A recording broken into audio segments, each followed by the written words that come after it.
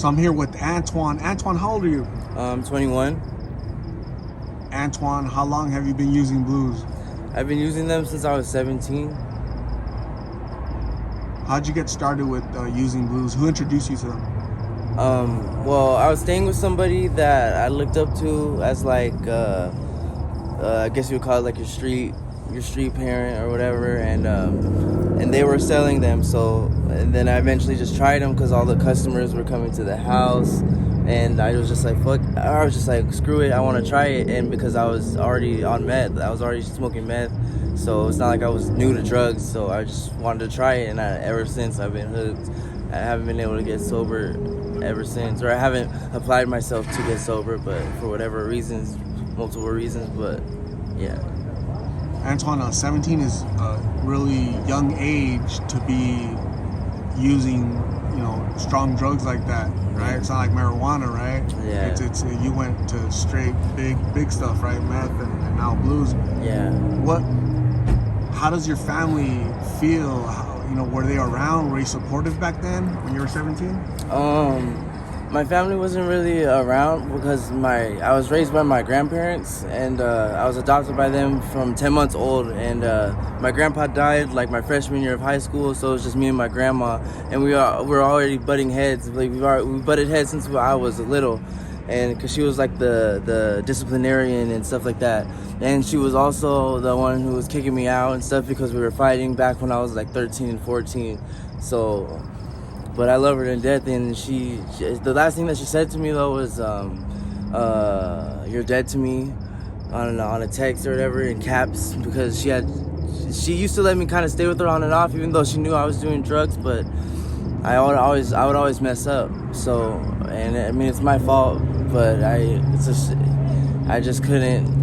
I always relapsed, and it broke her heart. So she just told me, because she tried to put me in a halfway house. She paid for like $200 out of her own money in a halfway house, because she said she couldn't have me in her house anymore. She just couldn't, as much as I'm sure she wanted to, but it broke her heart seeing me like this. And she knew I was lying to her, and she knew she couldn't give me money and stuff like that, and she knew where it would go to.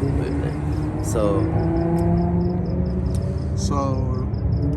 when's the last time you saw your grandma? The last time I saw my grandma was whenever she tried to put me in that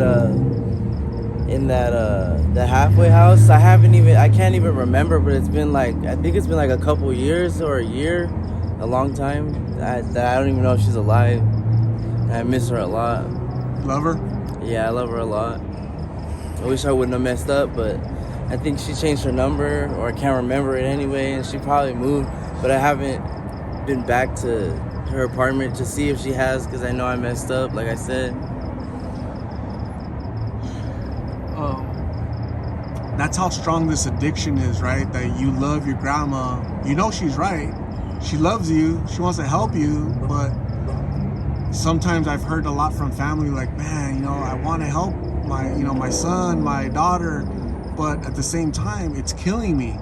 Yeah. They're stealing from me, and it's just, it's stressful for them, right? Exactly. And so sometimes they have to cut it off, because they'll pass away, from stress. Yeah. Right? Yeah.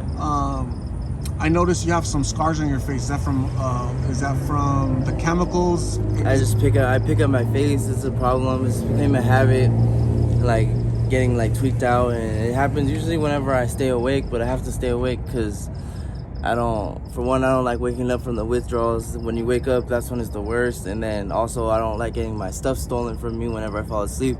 So I tend to stay awake for days on end, and then that's when I pick my face the worst, I noticed. So, is that like a tick habit, or yeah, is it like, do you imagine something partially crawling? From drugs? No, I don't imagine nothing crawling in my skin. I think that's a myth. I think, well, for at least me, but like, it is partially the drugs, and then like I don't clean I'm not clean and dirty out here, so it's even worse. And then it is me trying to pop pimples, but it's just going like overboard, Where'd you go to high school? I went to high school. The first real high school I went to was Independence High in Glendale, but my grandpa died a month after I started going there, and then I went into CPS back again, and I was in group homes and out of group homes. So I went to Intelli Charter School, Ombudsman Charter School, Student Choice Charter School, Pure Accelerated Charter School, Student Choice Charter School, and so I went to several around Phoenix and Glendale. Not a lot of stability, right? Yeah. Do you think that lack of stability, and you said you were adopted, Yeah. and basically your childhood, lack of stability, being adopted, death in the family, do you think that might have played a factor into you being out here? My grandparents gave me a great life up until my grandpa died, and that was her soulmate, so that kind of threw us all off. And then a year after my grandpa died, her son died in her arms. So I don't really blame my grandma. Really, it's more my choice of me wanting to be out. She did kick me out and stuff like that, but it's not like I wasn't precocious and wasn't trying to be out here experimenting. But then whenever I realized that it was too late, like that it wasn't that fun and the grass wasn't that much greener on the other side, I was already in the holes, basically, I feel like. So You know what? You sound like a very intelligent young man, and it really sucks to see you wasting away out here. I've seen you out here before. I just couldn't, talk to you. You're busy, or you're out of it, or something, Yeah. So I'm glad that I'm getting to meet you. Yeah. And Me too. because you do sound like an intelligent young man with so much to offer the world. It's unfortunate that you're currently stuck in this rut, right? Yeah. But you need to understand that this isn't forever, Mhm. right? You decide when you're ready to go back home to your grandma. Yeah. You decide when you're ready to transform your life and really reach your potential. Yeah. Right? There's so much more you can do. Life is beautiful, man. Yeah. It's a lot better than picking at your face, being high, all the dangers out here. Yeah. You're not experiencing life. What did you want to become when you were younger? Something like I think like an actor or a writer, a director. I wanted to be an entrepreneur, basically. Fashion designer, model, mostly a model though. Now I can't right now with my face like this, but Not right now, but you got the hair, you got the eyes, got the smile. You have a Thank cool you. personality, man. Thank you. You need to let that shine through. Yeah. Let people see that as opposed to you out here nodding off. Mhm. Yeah. What message do you have for like young people? The youngest I've seen out here is 13. Yeah. There's a lot very young teenagers out here. Mhm. You started when you were 17, Mhm. right? Yeah. What message for these young people what would you tell them to how to avoid this? Getting high and gangbanging and all that stuff isn't cool. Going to school and being the smartest in class, I think that's cool. That's what's really cool. And going to college and being something of yourself, that's what's cool. And that's what I regret now, is that I was always rebelling, and I just wanted to do my own thing and stuff like that, and not listen to the adults as much as I should have. And that stuff ain't cool. That's what I would say. What message would you give parents, like grandparents that are raising their children or whatever? What would you tell them to look? What can they look out for? What signs are there? Like if they have like an older sibling, or if they're always hanging out with older people, because that's what I did. But one thing too is don't give them tough love. I mean, I would say don't give them tough love, because it really just pushed me away. And whenever I was basically not even on blues yet and just doing like the meth, like I could have been probably saved, she would push me away, kick me out, and so I was homeless and then doing drugs, and it just made it worse. You know what I mean? Try your best. I'm not saying enable your child, but try your best to not, just kick them out and say I'm done with them, because then that makes it, now I just feel like, I just feel like I don't have anybody, and I just even want to keep doing drugs more, because it's the only thing consistent in my life is the drugs, since my parent gave up on me, but I mean, I understand why she did it completely, but I just wish that she would you know, some of these people out here, they still have parents that come and visit their kid, and yeah, they can't live with them and stuff like that, but they bring them like food and clothes and stuff like that, or they whatever. So, but yeah, that's what I would say to parents.